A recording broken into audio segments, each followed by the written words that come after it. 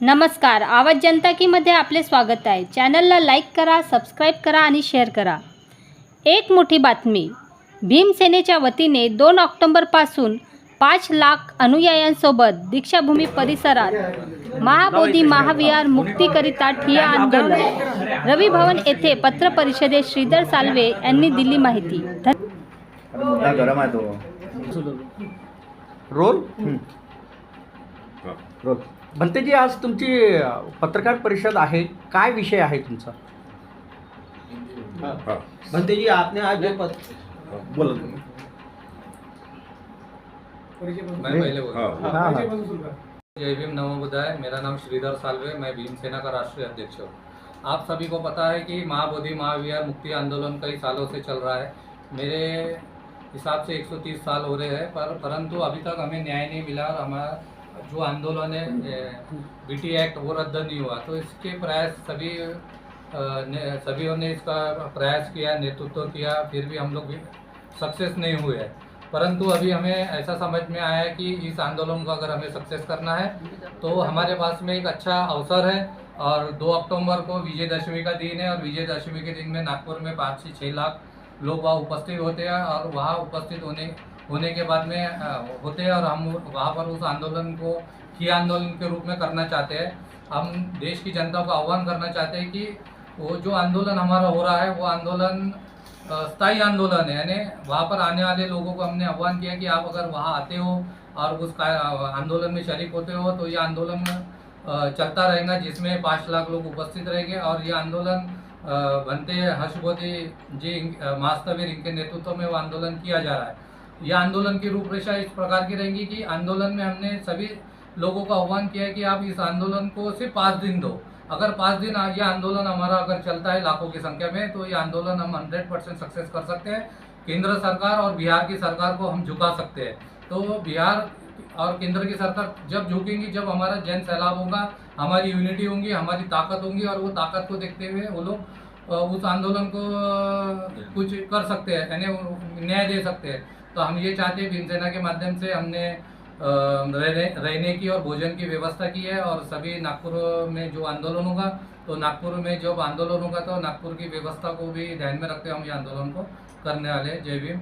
और हमारे सामने अभी मेरा नाम बदंत हर्षबोधी महास्तवीर है, मैं बुद्धगया में रहता हूँ। और आप बहुजन मीडिया की जितने भी साथी है, आप सबका मैं स्वागत करता हूँ। आपके चैनल के माध्यम से जनता को मंगलमय प्रदान करता हूँ। नमो बुद्धाय, नमो धर्माय, नमो संघाय, जय भीम, जय भारत। आज का इस पत्रकार का उद्देश्य इतना ही है कि आपके मीडिया के माध्यम से आपको सबको पता है कि जहाँ सिद्धार्थ कुमार गौतम ने 2500 वर्ष पूर्व ज्ञान प्राप्त किया, बुद्धत्व प्राप्त किया, शांति का, दुनिया को शांति का संदेश दिया, वहाँ पर अशोक सम्राट द्वारा महाबोधि महाविहार का निर्माण हुआ। वो महाबोधि महाविहार विश्व के बौद्धों का एकमेव श्रद्धा स्थान है।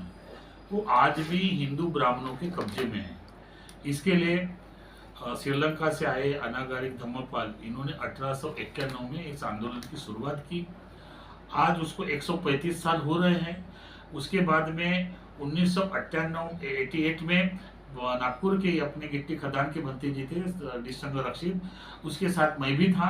उन्होंने 88 से 90 तक आंदोलन शुरुआत किया। उसके बाद में 92 से जापान से आए हुए भदंत सुरेश ससाई, इन्होंने वो आंदोलन उन भंते जी से लिया और अखिल भारतीय बुद्धगया महाबोधि महाविहार मुक्ति आंदोलन समिति की स्थापना हुई। उस आंदोलन का मैं हिस्सा हूँ और उस आंदोलन के राष्ट्रीय महासचिव जब भंते आनंद थे। और ये आंदोलन उस वक्त तो सोशल मीडिया इतना नहीं था, लेकिन ये आंदोलन प्रचार के माध्यम से इतना तेज हुआ, आकाशवाणी के माध्यम से, मीडिया के माध्यम से, तो करीबन लाख 5-5 लाख लोग बुद्धगया में आए। पटना में हमने आंदोलन दिया, केंद्र में आंदोलन दिया, केंद्र सरकार के विरुद्ध, बिहार सरकार के विरुद्ध में, लेकिन सरकार ने उस वक्त किसी भी बात को स्वीकार नहीं किया। लेकिन 98 में जब एक बड़ा आंदोलन हुआ, तो 98 में लालू की सरकार थी। लालू जी जब मुख्यमंत्री थे तो लालू जी ने ये कहा कि ये आंदोलन बढ़ रहा है और ये बौद्धों को देना पड़ेगा। तो आंदोलन तोड़ने की साजिश की गई है। भंते ससाई जी को, भंते आनंद जी को, भंते प्रज्ञाशील को और भंते ज्ञानेश्वर जी को मेंबर बनाया गया। अब आप एक बात या बस सोचने वाले स्पष्ट कर रहा हूं मैं कि 1949 का एक्ट निरस्त करने के लिए, 1949 का एक्ट में अमेंडमेंट करने के लिए आंदोलन चल रहा था, तो ये 4 मेंबर वहां पर जाने की कोई जरूरत नहीं थी। उस वक्त मैं छोटा भंते जी था, मैं फिर भी मेरे 2-4 मित्रों ने बोला कि भंते जी आप मैनेजमेंट कमेटी में जाएंगे तो आंदोलन तो ऑलरेडी खत्म होगा, अभी आंदोलन तो तेज दिशा में होगा, पूरे भारत में आंदोलन पिट रहा है, आंदोलन चल रहा है, लोग तेज हो रहे हैं, तो आप मैनेजमेंट जाके क्या करेंगे। लेकिन भंते ससाई जी नहीं माने और भंते ससाई जी ने लालू जी से आश्वासन लिया और मेंबर बन गए। इतना ही नहीं तो 6 साल तक जो आंदोलन अभी 2023 में आकाश लामा के साथ भंते प्रज्ञाशील बैठा है, वो 6 साल तक सेक्रेटरी रहा। 6 साल में सेक्रेटरी बहुत बड़े पद पर रहा मैनेजमेंट कमेटी में। तब तक कुछ भी नहीं किया, ना सरकार को लेटर लिखा, ना बिहार सरकार को लेटर लिया, जो ब्राह्मण वहां पर पूजा पाठ कर रहे ना उसको हटाने का काम किया। 6 साल के बाद आकाश लामा के साथ समझौता करके ऑल इंडिया बुद्धिस्ट फोरम के नाम से फिर 2023 में आंदोलन की शुरुआत हुई। और आंदोलन की शुरुआत हुई, मैं आंदोलन के विरोध में कभी नहीं रहा, लेकिन ये जो नेतृत्व करने वाले इनके विरोध में रहा, क्योंकि ये आंदोलन करने वाले दिशाहीन थे, इस पर मेरा विश्वास नहीं था। ये कभी भी मैनेजमेंट कमेटी को जाने के लिए, प्रलोभन के लिए आंदोलन कर रहे थे। तो बिहार सरकार ने भी देखा कि ये लोग केवल आंदोलन के नाम पर मैनेजमेंट कमेटी में आना चाहते हैं, इसलिए नीतीश सरकार ने ध्यान नहीं दिया।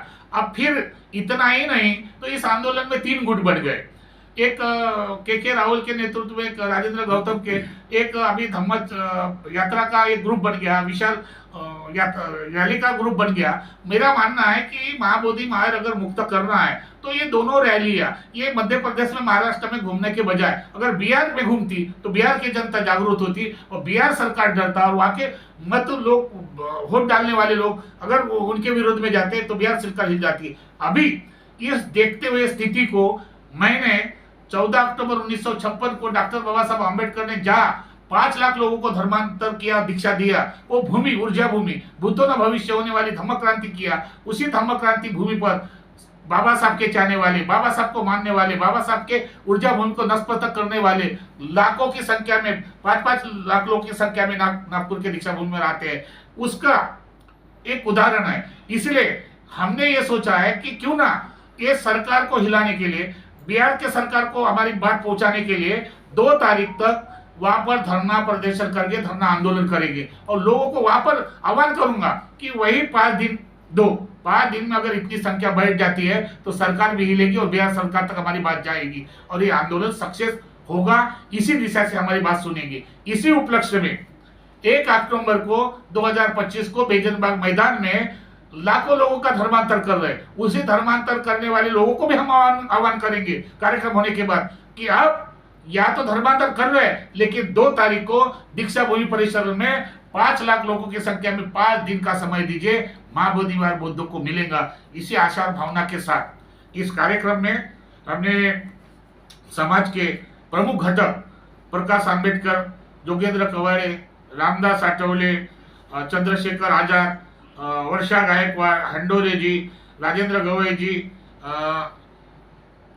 दीपक निकालजे जी, मोहन पाटिल जी, विजय बोध जी, जितने भी सामाजिक राजनीतिक संगठन है उनके पदाधिकारी है, उनको लेटर द्वारा हमने सूचना की और वो लोग नागपुर में भी आ रहे हैं। बहन जी को नहीं छोड़ दी तुमने? हाँ, उनको भी बुलाया है, बहन जी को बुलाया, आकाश लामा को बुलाया, विनय चारा को बुलाया, ससाई जी को बुलाया है, सभी को बुलाया। जो जो अम्बेडकरवादी संगठन है उन सबको दीक्षा भूमि पर बुलाया। ऑलरेडी आठवले साहब 2 तारीख को आ रहे हैं।